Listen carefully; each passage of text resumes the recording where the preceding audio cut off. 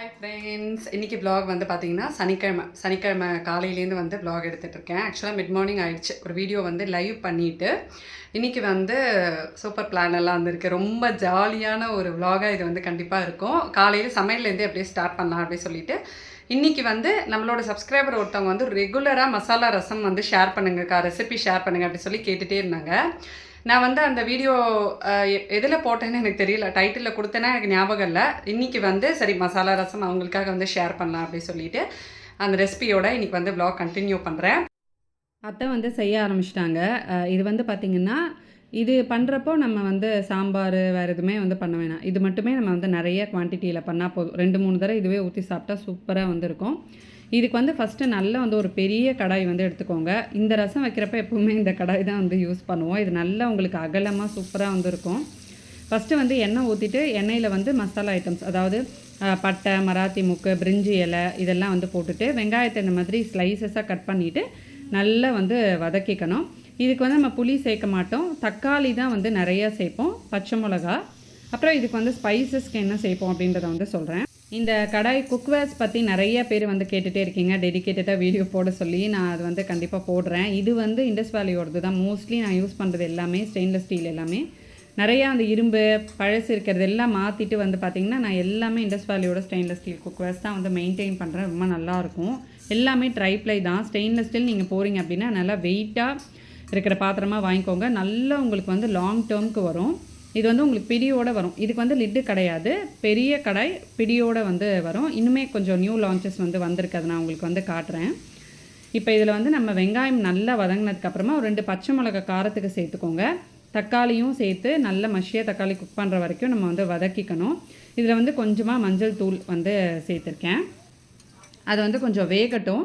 New launches சொன்னேன் இல்லையா, Indies வேலியில் வந்து பார்த்திங்கன்னா இந்த செட்டு அப்படியே வந்து புதுசாக லான்ச் பண்ணியிருக்காங்க. எல்லாமே வந்து நம்ம காலையில் கடகடன்னு குக் பண்ணுறதுக்கு கொஞ்சம் கொஞ்சமாக யூஸ் பண்ணுற மாதிரி அழகான குக்வேர்ஸ் இது. இது வந்து turbo cook premium triply stainless ஸ்டீலில் வந்து பண்ணியிருக்காங்க. அப்படியே ஒரு குக்வேர் செட்டுன்னு சொல்லலாம். டர்போ குக் ட்ரைப்ளை செட் இது. இதில் வந்து உங்களுக்கு கடாய், ஃப்ரை பேன், சாஸ் பேன் 3மே வந்து வரும். இது 3மே வந்து பார்த்திங்கன்னா உங்களுக்கு டாக்ஸின் ஃப்ரீ மெட்டீரியலில் தான் வந்து பண்ணியிருக்காங்க. இண்டக்ஷன் பேஸ்லேயும் நம்ம வந்து குக் பண்ணலாம். ஹேண்டில்ஸ் எல்லாம் வந்து ரொம்ப க்யூட்டாக இருந்தது. ஒரு மாதிரி எப்படின்னா அந்த ஃபினிஷ் வந்து டிஃப்ரெண்ட்டாக இருந்தது. இது வந்து பார்த்திங்கன்னா இன்னொரு சைஸ் கடாய் இது. நான் வந்து நிறையா பெருசு அந்த மாதிரிலாம் வந்து வச்சுருக்கேன். டக்குன்னு எடுத்து குக் பண்ணுறதுக்கு சின்னதாக நம்ம சாம்பார், கிரேவி எல்லாமே இதில் வந்து குக் பண்ணலாம். சாட்டிங்க்குன்னு எல்லாத்துக்குமே நீங்கள் வந்து யூஸ் பண்ணலாம். ஃப்ரை பண்ணுறதுக்குமே வந்து யூஸ் பண்ணலாம். ஸோ இது வந்து உங்களுக்கு 3 செட்டாக வந்து வர்றதுனால அப்படியே அஃபோர்டபுளான ஒரு ரேஞ்சில் வந்து கம்ப்ளீட் 3 செட்டும் நீ வாங்கிக்கலாம். இந்த கடாய் வந்து பார்த்திங்கன்னா லிட்டோடு வந்து வருது. இதோட உங்களுக்கு வந்து ஒரு சாஸ் பாட்டும் வந்து கொடுத்துருக்காங்க. இது வந்து உங்களுக்கு 100% ஃபுட் சேஃப் தாங்க.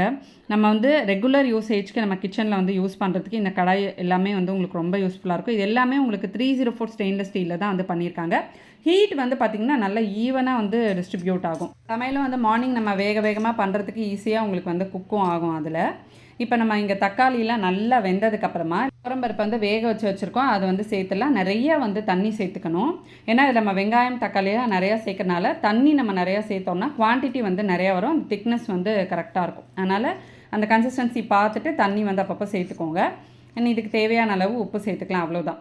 இப்போ இதில் வந்து நம்ம பொடியாக என்ன போட போகிறோம் அப்படின்னா வெறும் மிளகு சீரக பொடி தான். அதை வந்து லைட்டாக வறுத்துக்கிட்டு பொடி பண்ணி வச்சுக்கோங்க. அது வந்து நீங்கள் எவ்வளோ ரசம் வைக்கிறீங்களோ அந்த குவான்டிட்டிக்கு ஏற்ற மாதிரி நம்ம வந்து சேர்த்துக்கலாம். இதில் வந்து நம்ம அந்த வெங்காயம் சேர்த்துருக்கோம் இல்லையா, அதுவே வந்து நேச்சுரலாகவே நல்ல ஒரு காரம் கொடுக்கும். அப்புறம் அந்த மசாலா ஐட்டம்ஸ்லாம் வந்து சேர்த்துருக்கோம். இது நம்ம வந்து வெறுமனையே குடிக்கலாம்.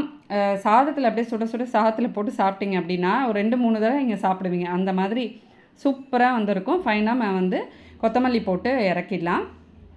இப்போ வந்து பார்த்திங்கன்னா வாழைக்காய் பொரியல் பண்ண போகிறோம். அதுக்கு நான் வந்து உங்களுக்கு மசாலா எப்படி பண்ணுறதுன்றதை காட்டுறேன். மாமா தான் இது வந்து அன்றைக்கி பண்ணார். நம்ம இப்போ புதுசாக கடாய் காட்டணும்ல, அந்த பேனில் தான் நான் வந்து எடுத்திருக்கேன். க்யூட்டாக இருக்குது பாருங்கள். நம்ம கொஞ்சமாக எடுத்து குக் பண்ணுறதுக்கு வந்து அப்படியே ஈஸியாக இருக்கும்.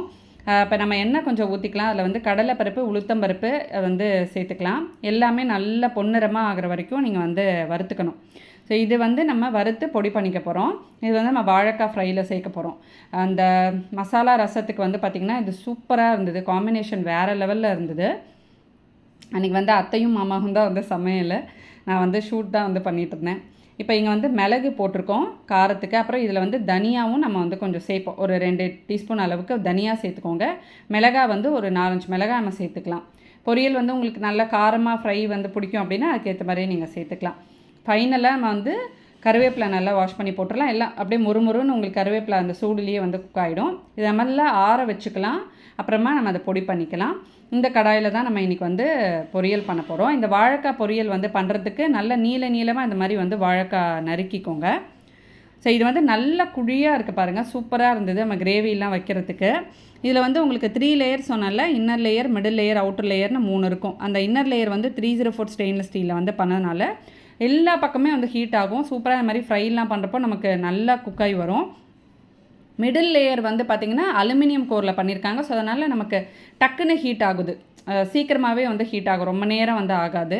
அவுட்டர் லேயர் பார்த்திங்கன்னா உங்களுக்கு 430 ஸ்டெயின்லெஸ் ஸ்டீலில் வந்து பண்ணியிருக்காங்க. ரொம்ப டியூரபுளாக இருக்கும். அண்ட் இது வந்து இண்டக்ஷன் சேஃப் அந்த மாதிரி தான் டிசைன் பண்ணியிருக்காங்க. அண்ட் பாத்திரங்கள் வாங்குறப்ப நம்ம இண்டக்ஷன்லேயும் வச்சு குக் பண்ணுற மாதிரி வாங்கினீங்க அப்படின்னா, இன்கேஸ் கேஸ் தீர்ந்து போயிடுச்சு அப்படின்னா நம்ம இண்டக்ஷன்லேயும் வச்சு குக் பண்ணிக்கலாம். அதுக்கு சரியாக பாத்திரம் வாங்க வேணாம்.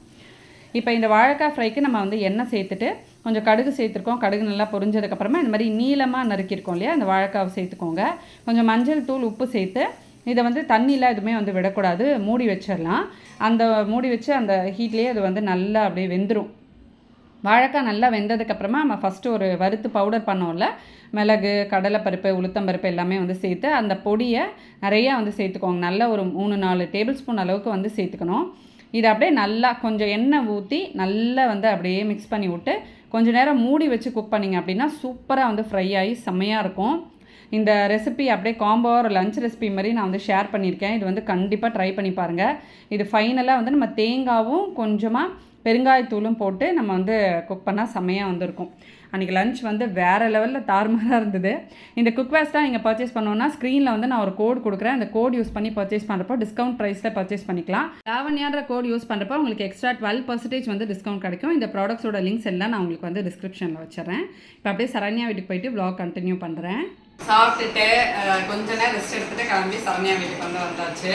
இப்போ நாங்கள் எங்கே போகிறோம் அப்படின்னா ஷாப்பிங் வந்து போகிறோம். எதுக்குன்னா அம்மாக்கும் அப்பாவுக்கும் 40th வெட்டிங் ஆனிவர்சரி வருது. 40, 50லாம் ரொம்ப ஸ்பெஷல் இல்லை. நான் 25th நம்ம செலிப்ரேட் பண்ணோம்னு நினைக்கிறேன். அதுக்கப்புறமா 40th இப்போ தான் செலிப்ரேஷன் பெருசாக இல்லை. நாங்கள் வந்து சரி அம்மாக்கும் அப்பாவுக்கும் சாரீ அதெல்லாம் வந்து எடுத்து கொடுக்கலாம், அப்பாவுக்கு வந்து ஷர்ட்டு, அம்மாவுக்கு வந்து அவங்களுக்கு பிடிச்ச மாதிரி நல்லா ஒரு சாரீ எடுத்து கொடுக்கலாம் அப்படின்னு சொல்லிட்டு பிளான் பண்ணியிருக்கோம். அதுக்கு தான் நாங்கள் இப்போ வந்து ஷாப்பிங் போகிறோம். எங்கன்னா நாங்கள் எப்பயும் போகிற கடை தான், ஷோபா தான்.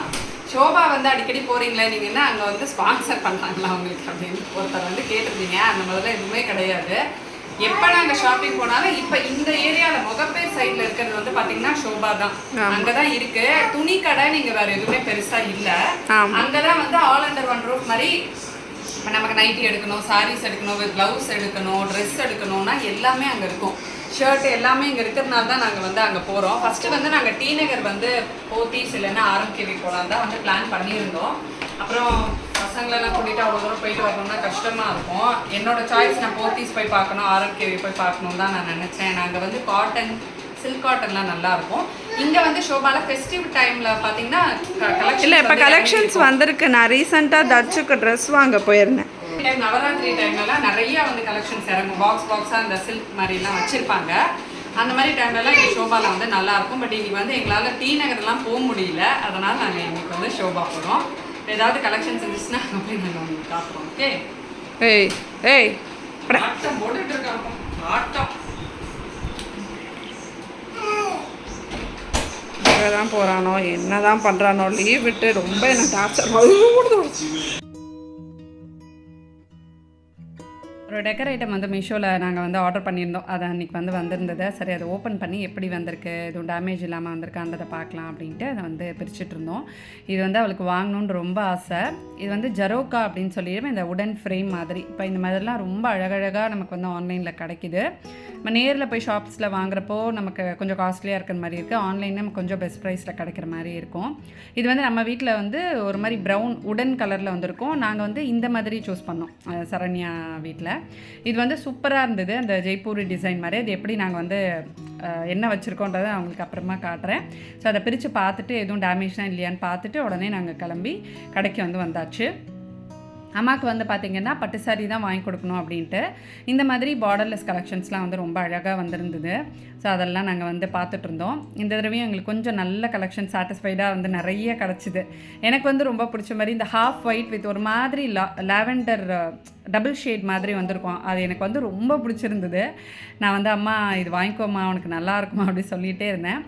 அவங்களுக்கு வந்து பிடிச்சிருந்தது. ஆனால் அவங்களுக்கு இன்னும் கொஞ்சம் நல்ல பிரைட் கலர்ஸாக எடுத்துக்கணும்னு ஆசைப்பட்டாங்கன்னு அவங்க ஃபேஸ் பார்க்கும்போதே எனக்கு வந்து தெரிஞ்சிச்சு. நான் சொன்னதுக்காக சரி எடுத்துக்கிறேன்னாங்க.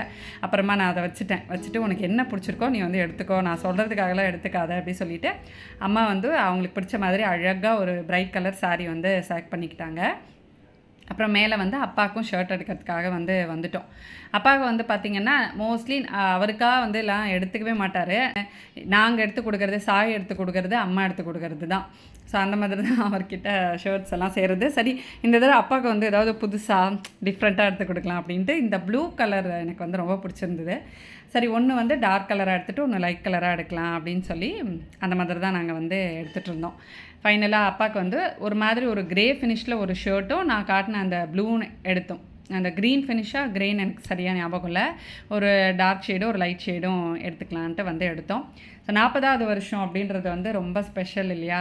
ஸோ அதாவது ஒரு 10 வருஷமே நம்ம வந்து எவ்வளோ ஒரு பெரிய சாதனையாக இப்போ இருக்கிற ஒரு ரிலேஷன்ஷிப்ஸ்லாம் அந்த மாதிரி இருக்குது. பட் 40 இயர்ஸ் அப்படின்னா அவங்க லைஃப்பில் டுகெதர் எவ்வளோ பார்த்துருப்பாங்கல்ல, எவ்வளோ அப்ஸ் அண்ட் டவுன்ஸ் பார்த்துருப்பாங்க. ஒருத்தருக்கு ஒருத்தர் வந்து அந்த டஃப் டைம்ஸில் எவ்வளோ சப்போர்ட்டிவாக இருந்திருக்காங்கன்றதெல்லாம் நாங்கள் வந்து பார்த்து வளர்ந்துருக்கோம். ஸோ இன்றைக்கி வந்து நம்ம இவ்வளோ மெச்சூர்டாக நல்ல ஒரு லைஃப் வந்து லீட் பண்ணுறோம் அப்படின்னா அதுக்கு எப்போவுமே ஃபஸ்ட் இன்ஸ்பிரேஷன் வந்து எங்களோட அப்பா அம்மா தான். எல்லாருக்குமே ஃபஸ்ட் இன்ஸ்பிரேஷன் வந்து பார்த்திங்கன்னா அப்பா அம்மாவாக தான் கண்டிப்பாக இருக்கணும். அது மாதிரி நல்ல வந்து ஒரு மியூச்சுவல் ரெஸ்பெக்டோட செல்ஃப் ரெஸ்பெக்டையும் வந்து விட்டு கொடுக்காம நல்ல வந்து அழகான லைஃப் நம்ம வந்து லீட் பண்ணணும். இந்த வீடியோ கண்டிப்பாக நீங்கள் வந்து என்ஜாய் பண்ணியிருப்பீங்கன்னு நம்புகிறேன். நெக்ஸ்ட் ஒரு இன்ட்ரெஸ்டிங்கான யூஸ்ஃபுல்லான ஹாப்பியான vlogல உங்களை நான் மீட் பண்ணுறேன். அது வரைக்கும் பை ஃப்ரெண்ட்ஸ்.